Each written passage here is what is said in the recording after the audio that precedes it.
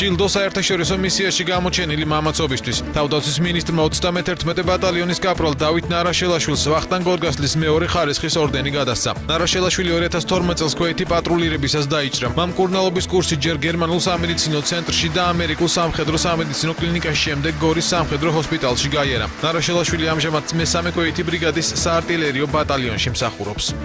არის გმირობის მაგალითი, რომელსაც საკუთარი ჯანმრთელობის ფასად და სიცოცხლის რისკით ფასად ემსახურა საქართველოს ავღანეთის მისიაში და სწორედ ამ კადეტებთან ერთად მოხდა ეს დაჯილდოება, იმიტომ რომ ჩვენმა კადეტებმა და ახალგაზრდებმა უნდა იცოდნენ, რომ არ მხოლოდ ისტორიაში ყვავდნენ გამორჩეული გმირები, არამედ დღესაც საქართველოს ყავს გმირები და ამ გმირების მაგალითით უნდა ვიცხოვროთ, ვისწავლოთ და ვემსახუროთ ჩვენს ქვეყანას.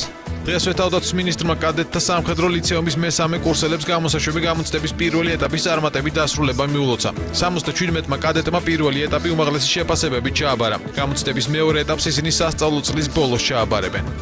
დღეს ჩვენთან იმყოფებოდა მინისტრი, რომელმაც მადლობა გადაგვიხადა გამოცდების წარმატებით ჩაბარებისათვის და ჩვენ ვართ ნამდვილად მადლობელები და ამაყები ვართ, რომ ვიმსახურებთ ასეთ პატივს და ჩვენთვის ნამდვილად პატივია აქ სწავლა.